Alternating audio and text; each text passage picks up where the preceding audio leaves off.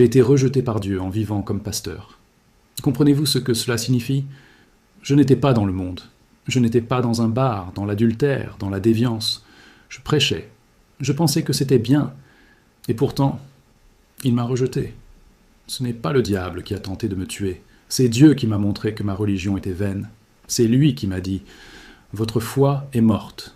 Vos œuvres sont vaines. » Je n'aurais jamais imaginé que ce jour-là, le 3 août 1979, serait mon dernier jour sur Terre. Ce matin-là, je me suis réveillé fatigué après avoir mal dormi, ce qui faisait déjà partie de ma routine. À l'époque, j'étais policier à la retraite, pasteur, enseignant, et j'avais consacré ma vie à l'accueil d'enfants victimes de terribles maltraitances. De plus, il participait à une campagne électorale pour le poste de shérif, et les sondages annonçaient de bonnes chances de victoire. Tout semblait parfaitement normal alors que je me préparais pour une réunion importante à la banque locale, dont le soutien politique était crucial pour ma campagne. Je n'aurais jamais imaginé que dans quelques heures, je serais entre la vie et la mort. En arrivant à la banque, ma nièce m'a aperçu et est venue m'accueillir. Au moment même où j'entrais, j'ai perdu toute force et suis tombé à genoux. Une douleur intense m'a envahi. Effrayé, j'ai dit que quelque chose n'allait pas et j'ai demandé d'annuler immédiatement le rendez-vous, car je devais rentrer chez moi. Je suis monté dans la voiture et, bien que l'hôpital fût tout près, j'ai décidé de rentrer chez moi, désespéré de trouver un endroit sûr. À mi-chemin, la sensation était terrible. J'avais l'impression que mes vêtements m'étouffaient, comme s'ils me serraient de plus en plus fort. Désespéré, j'ai arrêté la voiture sur la route très fréquentée, et j'ai commencé à arracher mes vêtements. La panique était totale, et mon esprit hurlait à l'aide. Au prix d'un effort monumental, j'ai réussi à respirer un peu mieux et à reprendre la route du retour. À mon arrivée, j'ai constaté qu'il n'y avait personne. Ma femme était sortie et mes enfants étaient à l'école. Extrêmement faible, j'ai titubé jusqu'à l'hôpital et je suis tombé par terre. Peu après, ma femme est arrivée et, constatant la gravité de la situation, m'a rapidement emmené à la clinique locale. Là, j'étais si faible que je suis retombé, cette fois face contre terre. Le médecin a immédiatement compris la gravité de mon état et a demandé une ambulance pour l'hôpital régional. C'est alors que j'ai appris la terrible nouvelle. Un ulcère silencieux avait rompu une artère vitale, provoquant une hémorragie massive, et j'étais à l'article de la mort. Pendant le trajet jusqu'à l'hôpital, ma conscience s'est lentement estompée, me plongeant dans une obscurité indescriptible. C'était un vide profond, froid et solitaire, quelque chose qu'aucun mot humain ne pouvait décrire pleinement. Je me sentais alors complètement abandonné et impuissant, jusqu'à ce qu'un événement étrange se produise. Une sorte de ruban descendit lentement devant mes yeux, tournant doucement. Sur ce ruban était clairement écrit un verset biblique. Il est réservé aux hommes de mourir une seule fois, après quoi vient le jugement. Hébreux 9, 27. Je l'ai lu 3 fois, et j'ai compris que Dieu me montrait clairement que mon heure était venue. Je ne voulais pas l'accepter, et j'ai commencé à implorer Dieu de prolonger ma vie, me souvenant d'Ézéchias, à qui Dieu avait accordé 15 années supplémentaires. C'est à ce moment-là que j'ai entendu la voix la plus douce et la plus douce de ma vie, me promettant paix, repos et sécurité, me disant simplement d'arrêter de respirer. Mais quelque chose clochait. Cette voix tentatrice semblait divine, mais je savais clairement qu'elle ne venait pas de Dieu. C'était Satan qui essayait de me piéger et de me faire entrer par la porte de la mort. J'ai immédiatement rejeté cette voix et il s'est enfui. Mon esprit a alors été retiré de mon corps par les anges, traversant un voile qui séparait le monde physique du monde spirituel. En revanche, ma première vision a été terrifiante. J'ai clairement vu la table de Satan et de ses princes des ténèbres, complotant pour dominer le monde et tromper l'Église. C'est alors que j'ai compris qu'une intense guerre spirituelle était en cours et que je n'étais absolument pas préparé à l'affronter. Dieu était sur le point de me révéler quelque chose d'encore plus profond et de plus troublant, quelque chose qui allait bouleverser ma vision de la foi et ma vie spirituelle. Je ne le savais pas encore, mais la véritable confrontation spirituelle ne faisait que commencer, et j'allais être emmené aux portes du paradis pour entendre un message de Dieu qui allait me bouleverser profondément et changer à jamais mon parcours ici-bas. Lorsque les anges m'ont sorti de cet abîme de ténèbres, je n'ai pas retrouvé la lumière que j'espérais. Au contraire, j'ai été transporté vers un lieu qui m'a marqué à jamais, le royaume des ténèbres.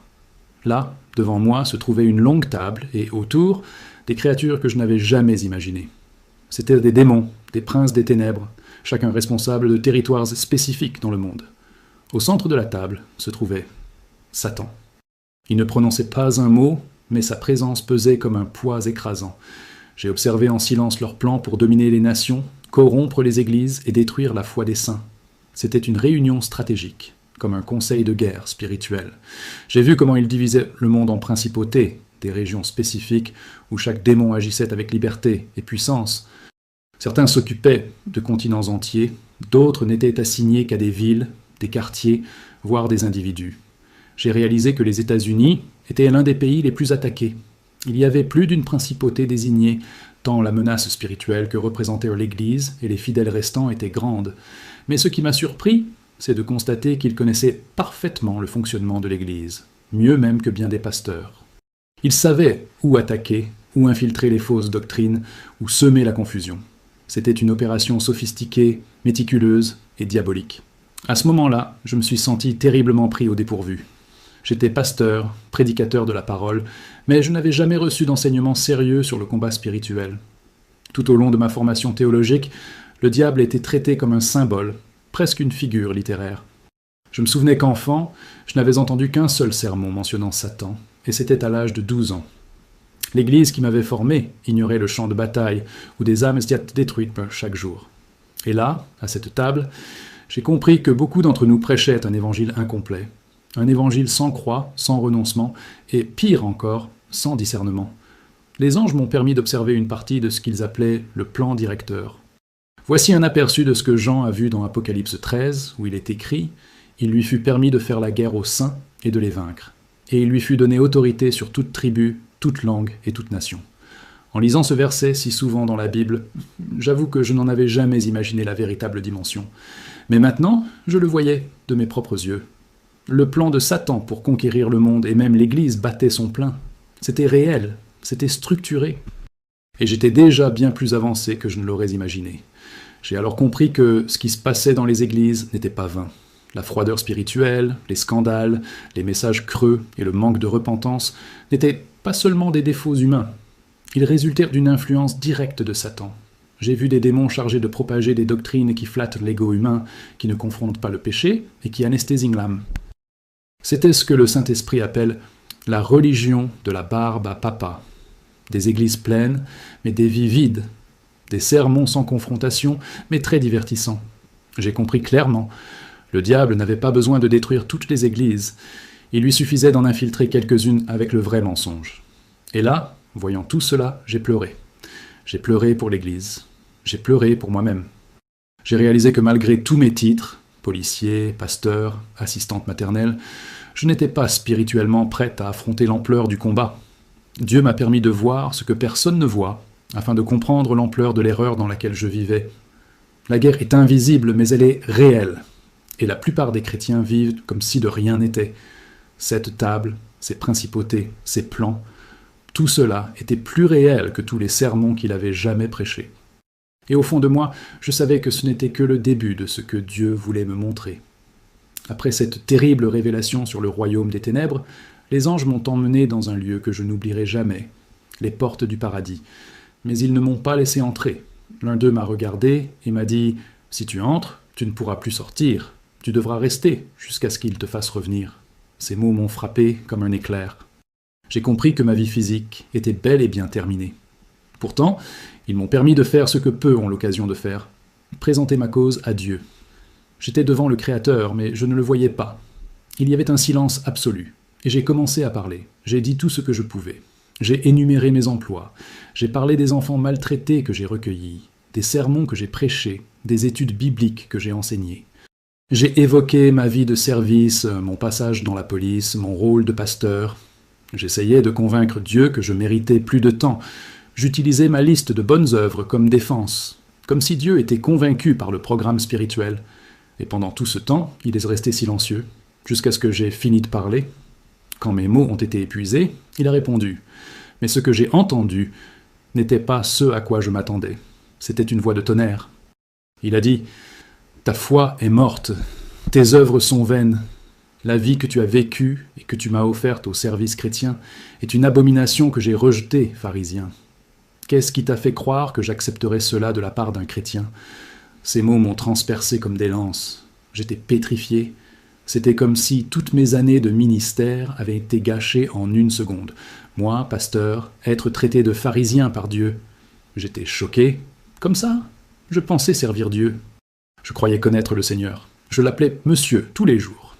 Mais il m'a répondu par une chose qui ne m'a jamais quitté. Oui, tu m'as appelé Seigneur, mais tu ne m'as jamais fait Seigneur de ta vie. À ce moment-là, j'ai réalisé quelque chose de bouleversant. J'avais mené une vie religieuse, mais sans dévouement. J'avais fait beaucoup de choses pour Dieu, mais sans les lui donner. Mon ministère était rempli d'œuvres, mais vide d'obéissance. Je recherchais la reconnaissance, non la résignation. C'était comme s'il avait affiché une façade spirituelle impeccable, mais derrière elle se cachait un cœur qui ne s'inclinait jamais complètement. Et maintenant, devant le Dieu éternel, il ne pouvait rien cacher. Il voyait tout, chaque intention, chaque motivation, chaque vanité, et il m'a dit que devant lui, je n'étais rien d'autre qu'un déchet. Tout était exposé. Là, prosterné, je savais que tout ce qu'il disait était vrai.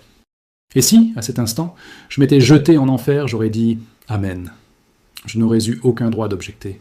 La présence de Dieu était si sainte, si juste, si pure, que toute justification humaine disparaissait aussitôt. Et le plus dévastateur, c'est qu'il n'était pas en colère, il était blessé. Il était comme un père qui aime, mais qui a été profondément blessé. Et à cet instant, le poids de la douleur que j'avais causée à Dieu est tombé sur moi. Et tout a changé. Je n'ai plus rien demandé. Je n'ai plus supplié. Je n'ai plus cherché à me justifier. J'ai juste pleuré. C'est dans ce lieu d'abandon total que quelque chose d'extraordinaire s'est produit. Les anges m'ont éloigné du trône et m'ont accordé un instant pour me ressourcer. Ils n'étaient plus attachés à la vie terrestre. Cette vie, ce corps, cette mission politique, tout avait perdu son sens. Il était prêt à accepter tout ce que Dieu décidait. Et ce n'est que lorsque ma vie n'eut plus aucune valeur à mes yeux, qu'il décida de me la rendre. Il me renvoya. Mais pas comme l'homme qu'il était auparavant. Je revins avec une mission, une clarté et une vérité brûlante dans mon esprit que le monde avait besoin d'entendre. À mon retour de ce moment devant le trône, les anges ne m'ont pas adressé la parole. Ils m'ont laissé là, en silence, digérant tout ce que je venais d'entendre. Il n'était plus le même. En moi, quelque chose était mort, et ce n'était pas seulement le corps physique qui avait disparu. C'était l'orgueil spirituel. C'était la fausse sécurité que nous déguisons si souvent en foi. C'était une religion sans abandon. Moi qui pensais être sauvé, j'ai découvert que je vivais dans l'illusion. Et le plus choquant, c'était de savoir que des millions de chrétiens ont vécu le même mensonge que moi. Je me suis souvenu de la réponse de Dieu lorsque j'ai essayé de justifier ma foi par les œuvres. « Vous n'avez pas fait ces bonnes œuvres pour moi. Vous les avez faites pour un faux Dieu. Ça m'a détruit. Qu'entends-tu par faux Dieu ?» Et il a complété « Tu m'as appelé Seigneur, mais tu ne m'as jamais fait Seigneur. » C'est à ce moment-là que j'ai compris. Appeler Jésus Seigneur est une chose, le faire Seigneur de sa vie en est une autre.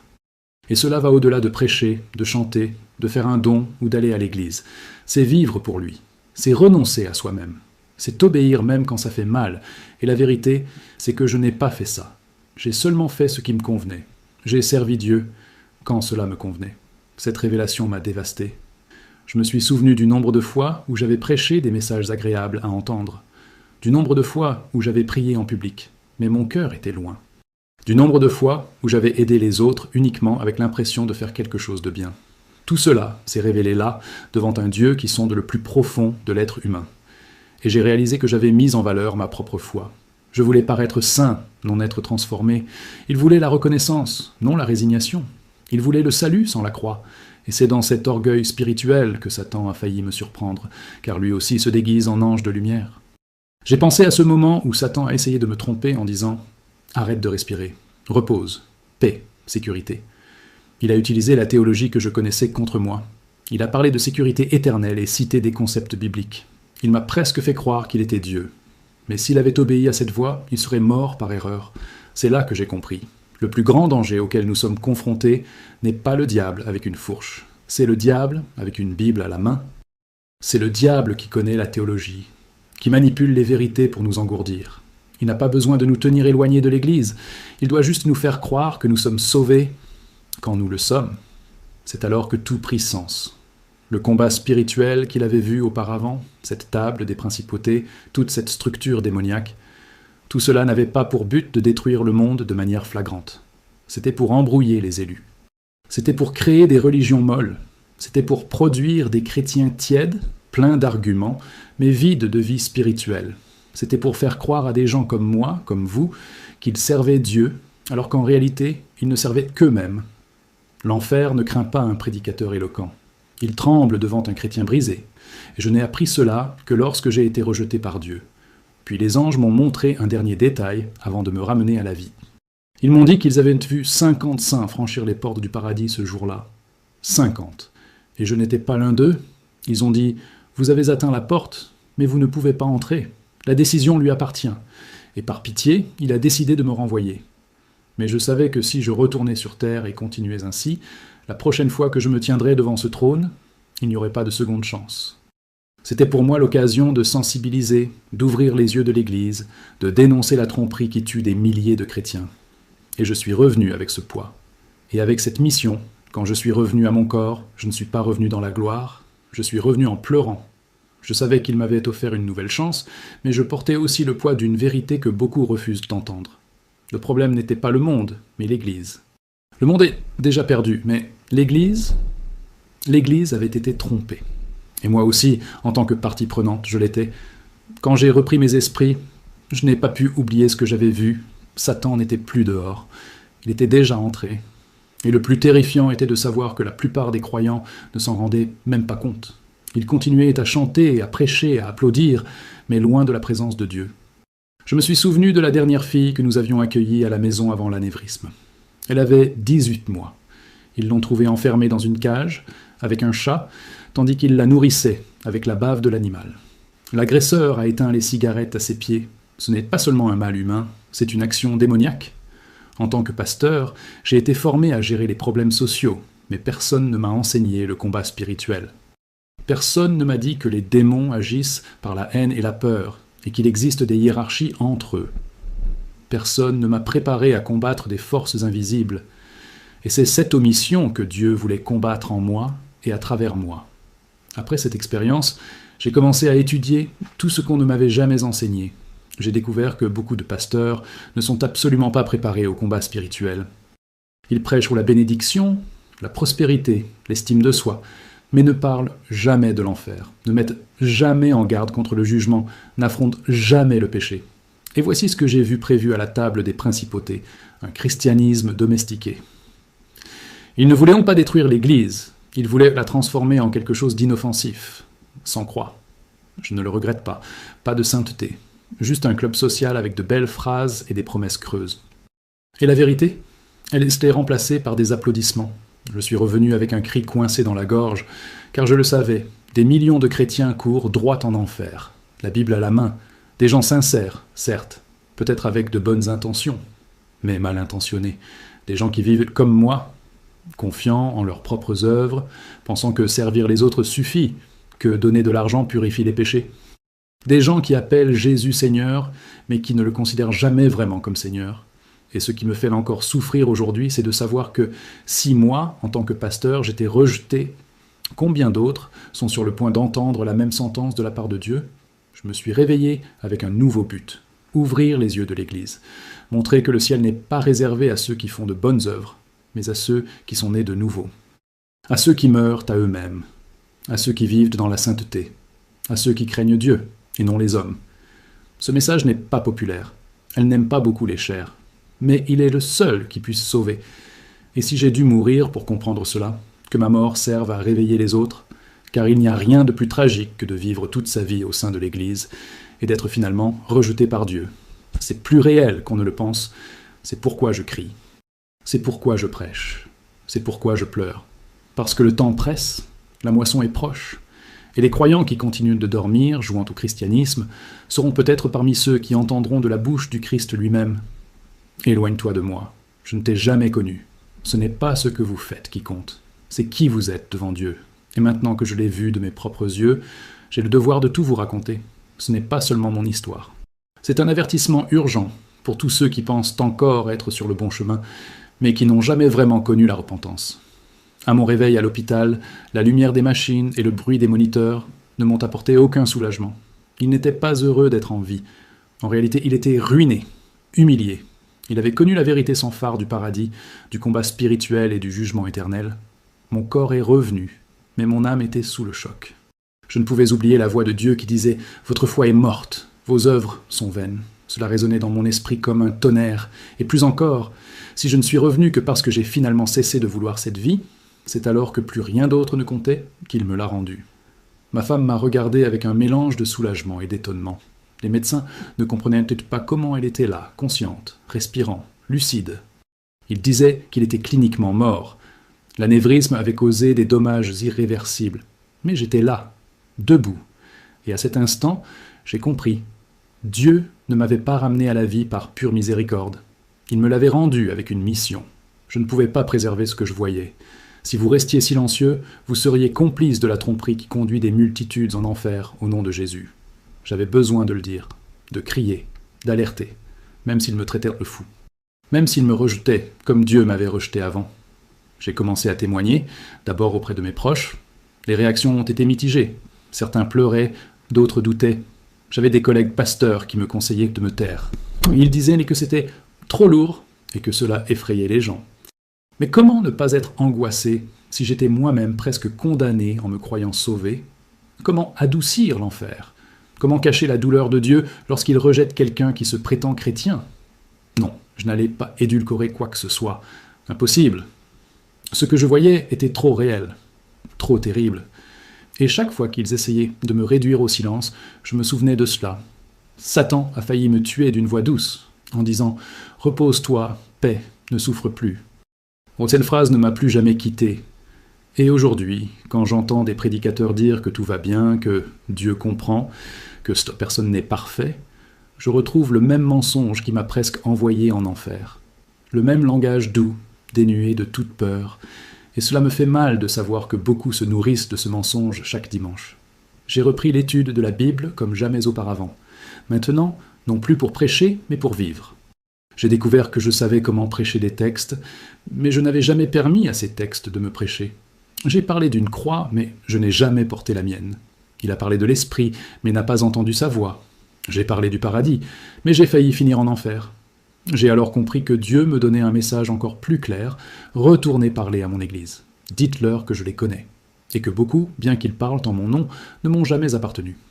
C'était comme s'il me disait « Howard, ne retourne plus en chair comme avant, ne parle plus comme avant, meurs à tout ce que tu étais, et vis seulement pour m'obéir. » Cet ordre brûlait en moi comme un feu. Il n'y avait plus de place pour les performances, ni pour l'ego, ni même pour les applaudissements. Il n'y avait qu'un seul appel, alerter, confronter, réveiller ceux qui sont encore trompés comme je l'ai été pendant tant d'années. Je suis revenu, mais pas en survivant. Je suis revenu en envoyé. Et cela pèse lourd, car désormais, chaque fois que je me tiens sur un autel ou que j'ouvre la bouche pour parler, je sais, je ne suis pas là pour plaire aux hommes, mais pour rendre des comptes à celui qui m'a donné une seconde chance. Et je ne sais pas combien de temps il me reste. Peut-être peu, peut-être suffira-t-il pour accomplir ce qu'il m'a commandé.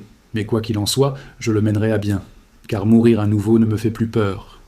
Ce qui me terrifie, c'est de vivre sans obéir.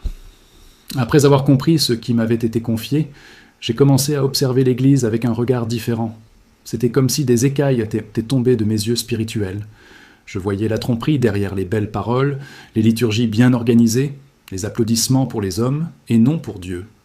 Ce qui m'avait ému auparavant m'attristait maintenant, car il savait que l'enfer n'avait pas peur de cela. Satan ne se laisse pas ébranler par des événements massifs, par des conférences luxueuses, par des louanges devenues à la mode.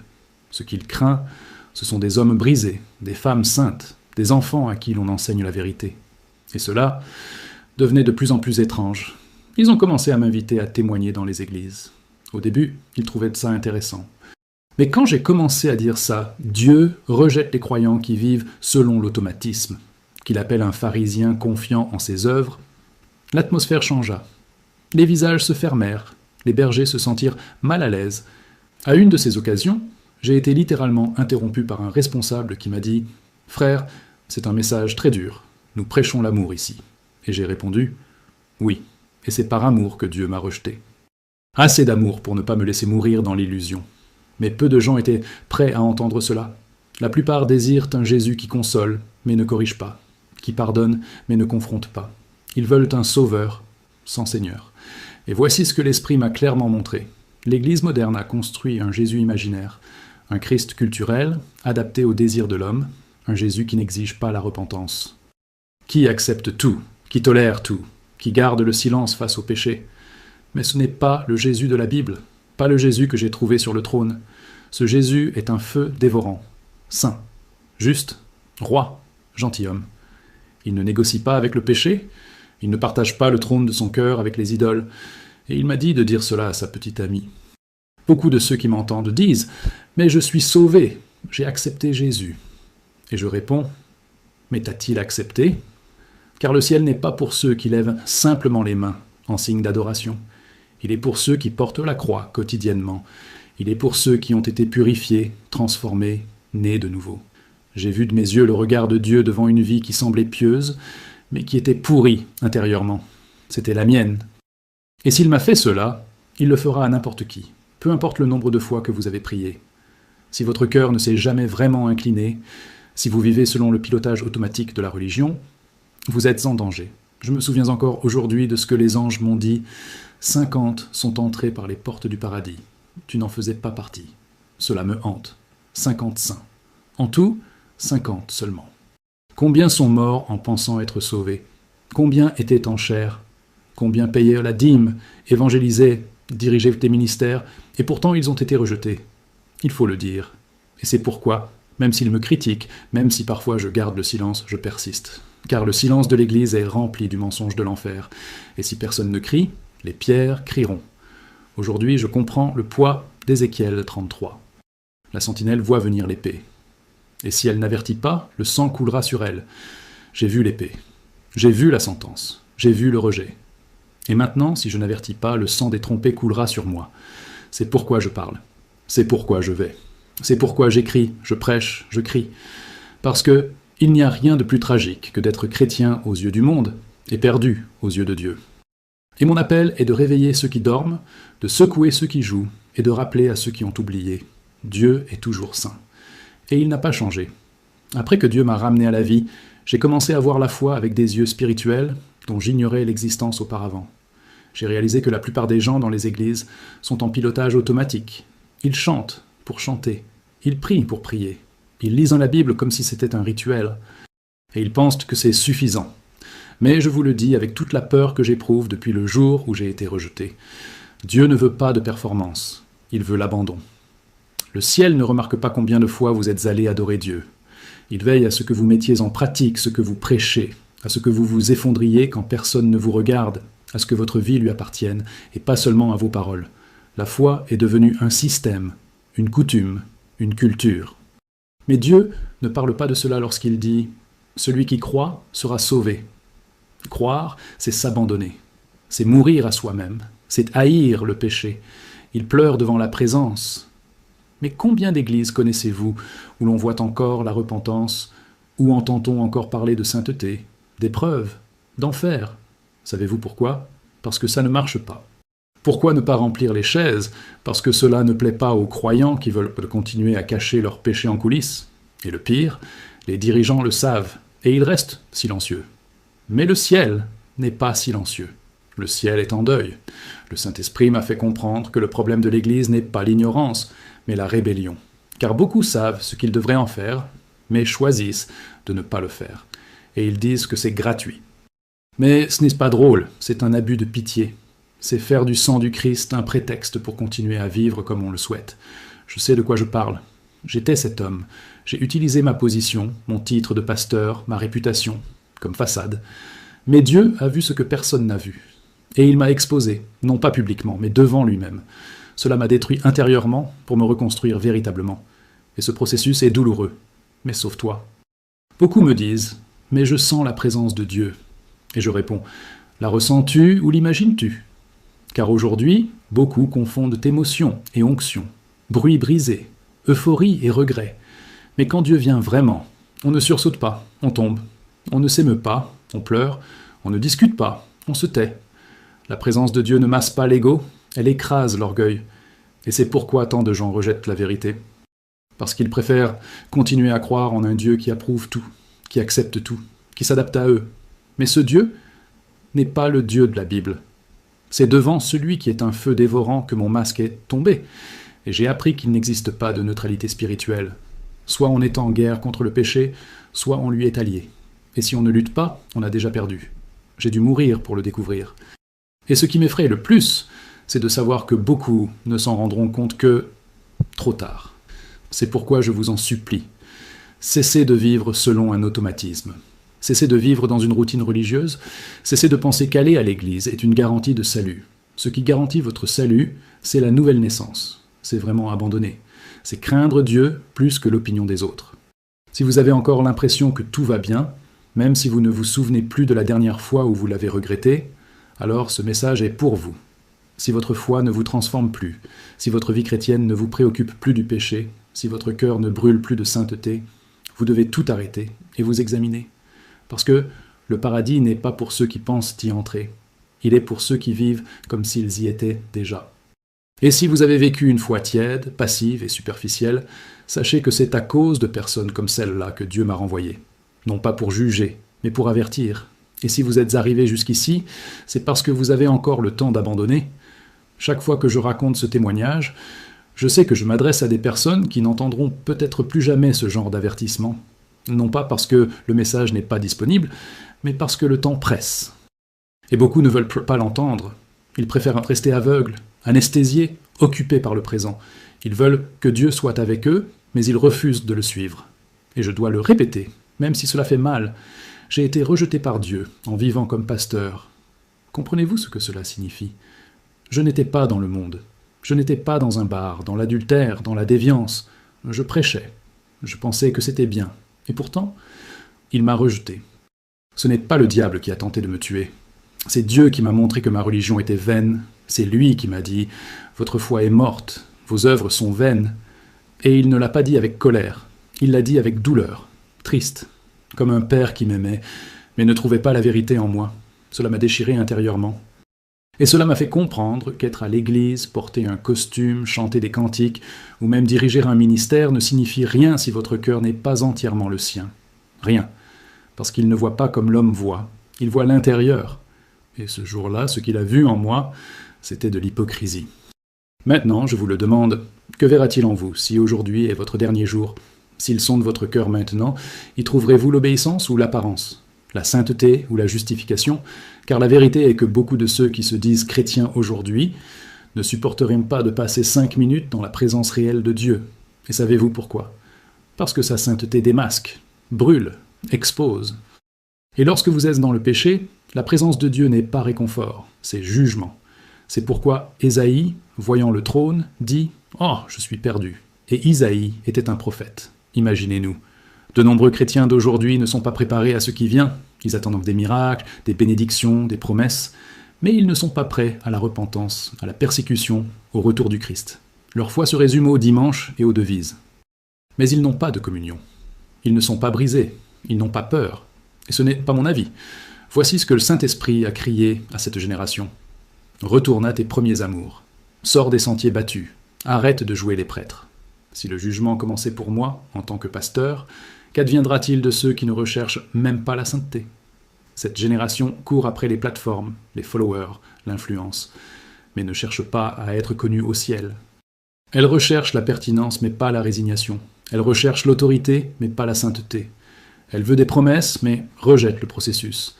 Mais le ciel ne recherche pas les célébrités. Il recherche des serviteurs, des hommes et des femmes qui tremblent devant la parole, qui pleurent leurs péchés, qui obéissent même au prix de quelque chose.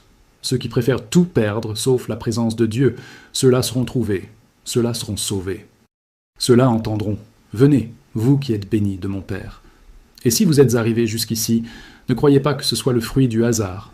Le même Dieu qui m'a arrêté, qui m'a exposé, qui m'a détruit pour me reconstruire, est maintenant devant vous. Non pas avec une main fermée, mais avec un appel. Non pas avec une condamnation, mais avec miséricorde. Mais c'est la dernière chance pour beaucoup, car le temps ne s'arrête pas. La porte est toujours ouverte, mais elle se fermera. Et lorsqu'elle se fermera, il n'y aura plus de témoignages, plus de temps, plus de retour. Voilà pourquoi, si vous écoutez la voix du Seigneur aujourd'hui, n'endurcissez pas votre cœur. Rendez-vous, tant qu'il est encore temps. Nous sommes arrivés au terme de ce témoignage, mais la fin n'est pas ici pour moi. La fin est pour vous. Car maintenant, après tout ce que vous avez entendu, vous ne pouvez plus dire que vous ne saviez pas. Vous ne pouvez plus ignorer l'état de votre âme. J'ai été rejeté par Dieu, même si j'étais pasteur. Je pensais pourtant avoir raison. Et s'il m'a rejeté, il peut rejeter quiconque vit une foi sans renoncement. Ce n'est pas une menace, c'est de l'amour. C'est l'amour d'un père qui préférerait vous faire du mal maintenant, plutôt que de vous perdre à jamais. C'est le cri d'un Dieu qui donne encore du temps, mais qui ne le donnera pas pour toujours. La vérité, c'est que beaucoup entendront ce témoignage et continueront comme ils sont. Ils le trouveront fort, passionnant, bouleversant. Mais cela ne changera rien. Car beaucoup de chrétiens se sont habitués à une foi tiède, ils ont appris à ignorer le Saint-Esprit. Ils ont perdu la capacité de se briser, et ils continueront comme ça, jusqu'à ce qu'il soit trop tard. Mais si une seule personne entend cela et tombe à genoux, se repent, brise son cœur devant Dieu, alors tout cela en vaudra la peine. Car c'est là la vraie victoire. Ce ne sont pas des applaudissements. Ce n'est pas une scène, c'est le salut. C'est la réconciliation. C'est une nouvelle naissance. Aujourd'hui, je comprends que Dieu ne m'a pas laissé retourner seul sur terre. Il m'a ramené à toi. À tous ceux qui écoutent ceci en ce moment, à la maison, en voiture, au travail, au petit matin. À ceux qui se sont peut-être déjà égarés, mais qui ont encore une étincelle de peur en eux. À ceux qui ont été blessés par les églises, mais qui manquent encore de Dieu. À ceux qui s'enfoncent dans le péché secret, mais qui pleurent encore dans l'obscurité. Dieu vous voit. Il vous a amené ici, et il vous dit « Il est encore temps, mais c'est peut-être la dernière chance. N'endurcissez pas votre cœur, ne remettez pas à plus tard, ne négociez pas. Si vous sentez que le Saint-Esprit vous parle en ce moment, arrêtez tout, fermez les yeux, et abandonnez. Pas avec de belles paroles, mais honnêtement. Dites-lui « Seigneur, pardonne-moi, purifie-moi, brise-moi. » Transforme-moi, débarrasse-moi de cette religiosité, libère-moi de la tromperie. Je ne veux pas être comme ceux qui se croient sauvés et qui ne le sont pas. Je veux naître de nouveau. Je veux vivre uniquement pour toi. Si cette prière vient de ton âme, si elle est sincère, le même Dieu qui m'a rejeté vous accueillera. Le même Dieu qui m'a renvoyé vous renouvellera. Parce qu'il est juste, mais aussi miséricordieux. C'est la fin de mon témoignage, mais cela pourrait être le début de votre vie. Maintenant, le choix est entre vos mains. Soit vous continuez comme vous êtes, soit vous décidez de tout changer aujourd'hui. Je suis allé au ciel. J'ai vu le trône, j'ai vu les anges, j'ai vu le plan de l'enfer. J'ai été jugé, j'ai été rejeté, mais j'ai été restauré, parce que je me suis donné, et s'il m'a fait cela, il peut le faire pour vous, mais seulement si tu le veux vraiment. N'écoutez pas cette histoire comme si vous regardiez une vidéo, mais comme quelqu'un qui reconnaît que le temps de grâce est arrivé à son terme, et que la porte est sur le point de se fermer. Maintenant, c'est toi et Dieu. Et je termine par cette phrase qui n'a jamais quitté mon âme. Ce n'est pas tout homme qui me dit « Seigneur, Seigneur » qui entrera dans le royaume des cieux. Il ne s'agit pas de dire, il s'agit de vivre. Il ne s'agit pas de savoir, il s'agit d'appartenir. Et aujourd'hui, plus que jamais, il s'agit de choisir.